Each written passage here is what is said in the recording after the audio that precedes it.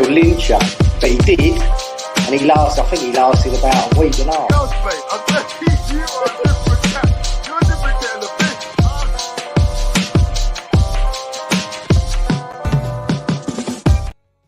Hello. It's been a while. I can't remember the last time I'd done an actual live daily show because it's been, honestly, this time of the year probably for everyone is manic. It's just been work. And I am off now, which is great. So I'm able to invest a bit more time into bringing you a show. So listen, it's live. Get your comments coming in. I hope you're all safe and well. I've not spoken to people for a while, so it's nice to have you all back. Can you all hear me okay? I know I've been having a few little issues with my internet, which hasn't been ideal, but I do have a solution which I will be resolving now I'm off until the new year. So we've got loads to get through. I mean, did you watch the World Cup final last night? Unbelievable. So me and the family, the extended family, there was 29 of us, all went through to Edinburgh to do the whole kind of Christmas thing. And we stayed in a hotel. So we came back. I missed the first kind of 5-10 minutes, watched the rest of the game. And what a final, man. What a final. Probably one of the best that goes down in my lifetime. I struggled to get into this World Cup. I really did. I'm not going to lie to you. The thought of it still being in winter confused me, baffled me. But I think when I sat down and watched games, I started to get into it a little bit and was quite excited to see some of the West Ham players or players that we've been linked to in the past or moving forward are still linked to. So it was nice to see some of that. But my word, man, what a final. Mbappe equaling, that's people are forgetting now that Mbappe has equaled the record of scoring a hat-trick in a World Cup final, like Mr. Sir Geoff Hurst, a West Ham player. And he himself actually congratulated the team, congratulated Mbappe. But, I mean, I think those congratulations don't really go that far, considering you scored a hat-trick in a final and you got beat, which is disappointing as well for France. But, I mean, I don't know, were you team Argentina? Were you team France? Put your comments in. Let me know your thoughts. I'll jump into the chat. I can see people chatting me on. Good afternoon, Hammers. Anyone's bricking it for the Arsenal game. I'm not happy, and I'll tell you why in a minute. Tommy's in the house, mate. Good to see you, my friend. If you haven't already, go and check out Tommy's show, The Late Late Show, every Friday night, 10 o'clock it starts. Great content. Great banter. And yeah, I love listening, Tommy, mate. I love listening to you, mate. I really do. We've got some similar opinions and others not, but that's the whole part. That's the whole part of supporting West Ham, innit? Hair looks under control now. Yeah, there's a lot of product in there. So if I was to let it go, happy, like it would be wild. It would absolutely be wild. So yeah, I'm not gonna let it go just now. We'll see what happens. Alan. Evening, Anton from Scone NSW. Good to see you, Alan. Hope you're well. Red 5, we were shocking the first half of the season. It can't be worse, surely. I mean, who knows really what we're coming back to? I mean, really, I made a comment to someone recently saying that I feel like all form goes out the window. And I think that what I should have elaborated a little bit more by saying elaborating more on what I meant by that comment. But when you play the 14 games or 15 games that we've played, it's not been a great start for West Ham. We've had loads of, players that are trying to get familiar with the surroundings that they're in and blah, blah, blah, right? And then we have a 6-week break. Like, it's a proper middle pre-season. Like, that 15 game is like a season in itself. That's the way I look at it. People may think I'm trying to take the positive spin on it, but I look at that 15 games as a season itself. If there was a 2-week break, it'd be different, but it's been a 6-week break. Some teams are coming back with players missing. Arsenal don't have... I'm not saying that they're not capable of doing it. That's who we're playing next, but they don't have Gabriel Jesus. They don't have... Like they built their team on him leading the line. Like, what are they going to do moving forward? How will they keep the momentum going forward? Man City, listen, Haaland... But he's never played in the World Cup, so he's had the time off. So he's having to start again. I think he's more than capable. I'm just using them as an example. And then West Ham, we don't know. We've got players we're going to talk through in this show about who might be doubts for the game coming up, but we again don't really know. For me. We saw us play a couple of friendlies. We were unbeaten in the friendlies, and I'm not really bothered about the friendlies. They serve a purpose. That's what they're designed there. They're there to serve the purpose of fitness, see where the players are at. Are they ready to rock and roll come the new campaign? But we'll have to wait and see who's going to be available for West Ham as well. You're all talking to each other. GP's in the house. Hi all. I miss Anton's old hair. It's here. It is here. Don't you worry as well. David, weirdly not bricking it for Arsenal. They've got issues of their own. It's a free hit. Treat it as such. There's an element of yes and no in terms of bricking it. I always brick it when you go to the Arsenals and the Man Uniteds and the Man Cities and Chelsea's to their home turf. I've always kind of technically bricked it. So it's not just because of the way they've been playing recently. It's just because it's them and of their history of being such a big club, playing well, and especially, having the money to invest into the players, etc. like that. So I've always had that little bit of a fear. But in terms of recent form, I kind of don't look at that because I'm like, well, reset, start again. And I think I hope Moyes has taken this opportunity to reset and start again. But we wait and see. I wanted Argentina to win for Lanzini. Of course you did for Manu. Good old Manu. How gutted for him though? How gutted are you for him as well? But we'll wait and see. We will wait and see. Hurst scored a perfect hat-trick though. He did. Tommy, mate, he did. Keep away from the naked flames, Anton. I don't know how much of the product is flammable. I don't know, but we're not going to get into that. This is not a hairdressing show, is it? The same opinions being hating, the shandy drinking. I mean, that's the thing. Actually, it's interesting. What are your thoughts on... I'm not going to get political, so let's not go down the political angle, but the World Cup without alcohol, what's your thoughts? Because there's not been a lot of trouble that I've seen or heard. So what's your thoughts? If you are watching right now, let me know. It can't be worse, but it can remain the same. Yeah, but let's hope it doesn't, because we need to see it can't be worse. Bad move not bringing Mubama on for Scamacca, though, in my opinion. If we did need him against Arsenal, then we've missed the chance to get him up and running with the first team. I don't know about that one, Happy, if I'm being honest with you, because I think that if you're so young and youthful and you've got such a belief in your ability like you do, like my nephew's currently playing for under 16s for a professional side in Scotland, and the mindset is about having the ability in yourself, having the belief in yourself that you can do a job. The difference is whether or not you're cocky with it or not, if you're level-headed, and I don't think Mubama is cocky. I think he is level-headed. I think he's head-grounded. And I actually think we underestimate the players that do have too much belief in themselves that then maybe don't go on to have a career at West Ham. But I don't know. I'm just trying to think out loud there. And we'll see. I wouldn't enjoy it without the beer.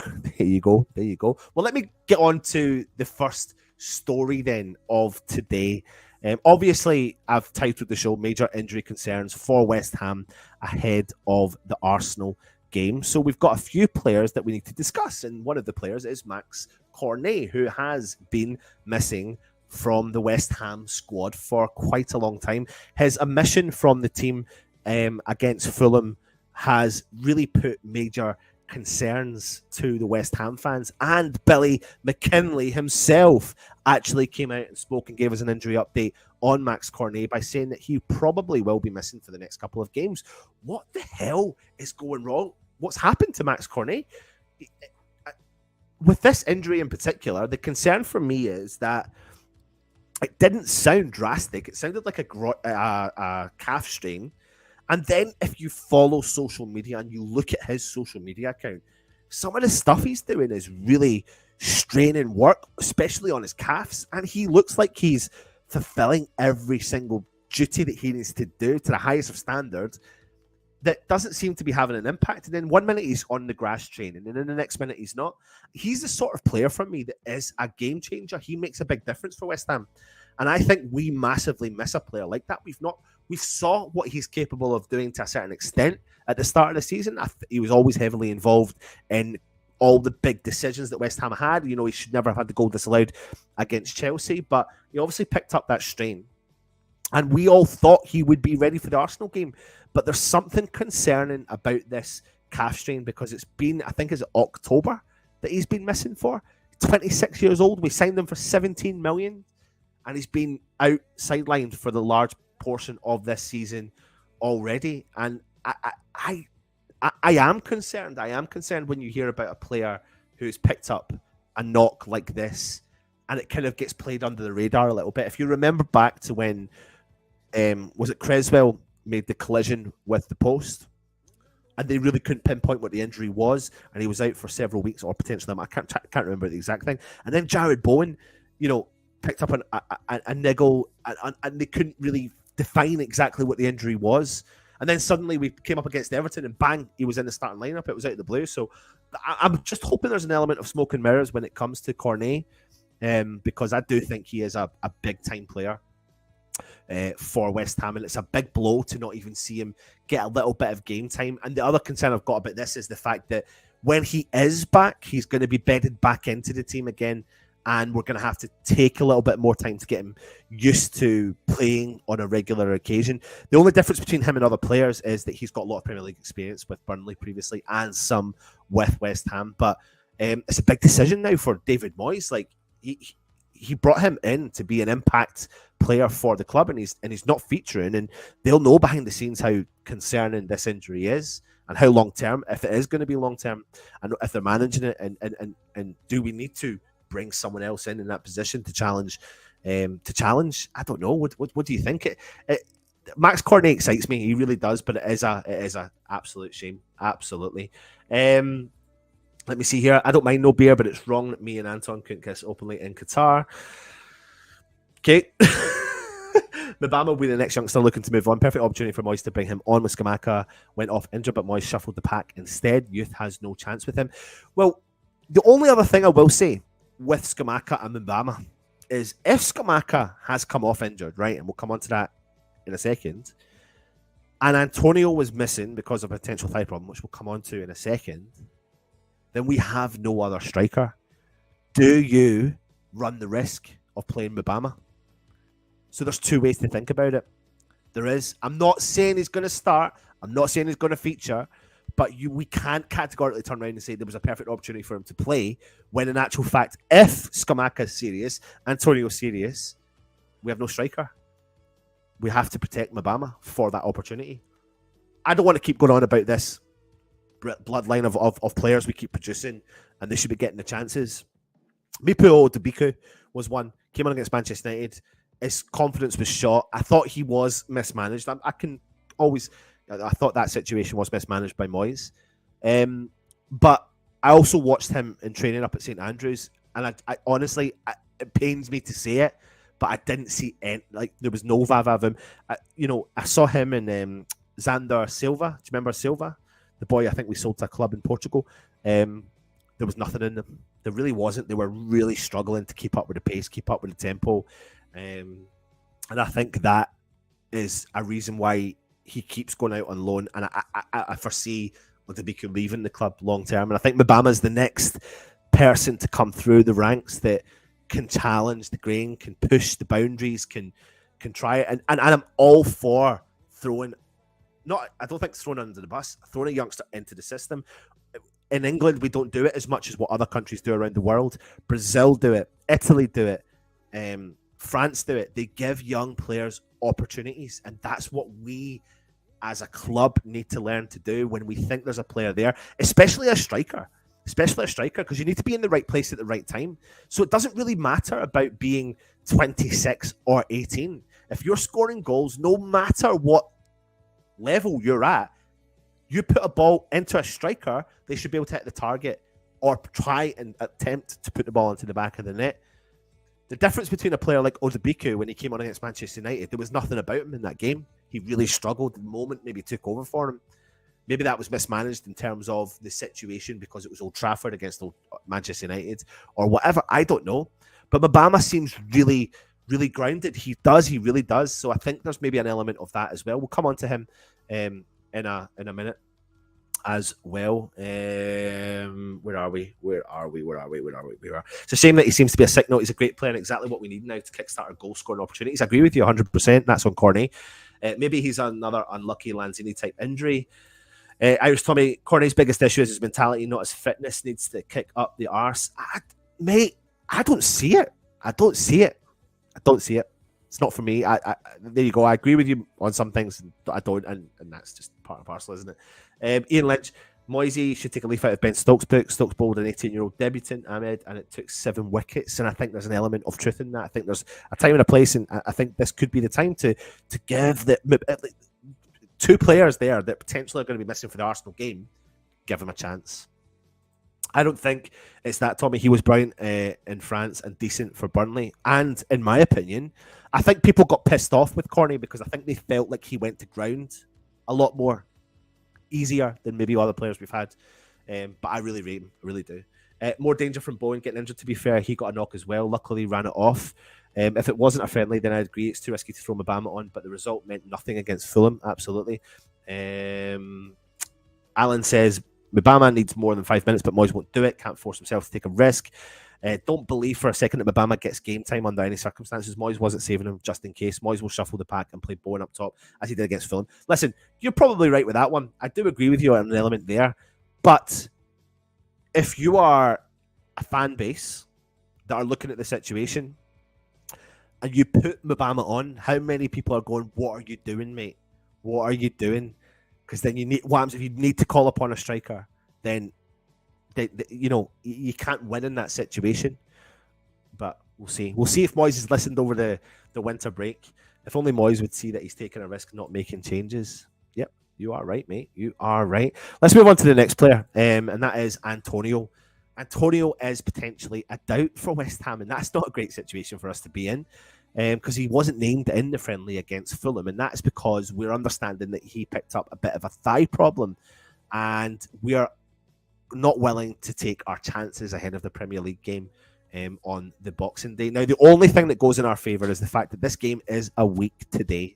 We've got 7 days now to make sure that players are up and running, and it would be a major blow, especially for West Ham, if Antonio, Scamacca were missing for the game, and that would really force his hand, like you said, Tommy, to put a midfielder, the kind of false 9, or put someone through the top that does it. But it's not great to see our main strikers struggling.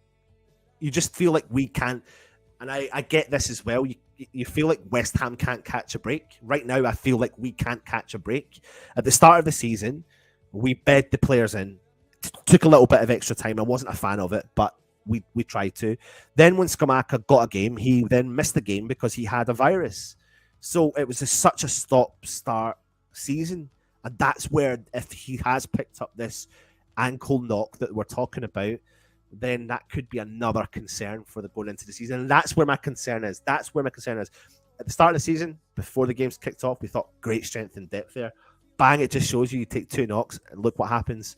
It's like you're knocking the domino effect, and it has a massive impact. Now, Billy McKinlay has said that they didn't want to take any chances with regards to Gianluca Scamacca after he came off injured against Fulham in the friendly. He was substituted on the 12th minute at Fulham, and I think they thought he maybe went over on his ankle, and he was receiving medical treatment on the grass following the challenge in the 7th minute from Fulham's Pereira.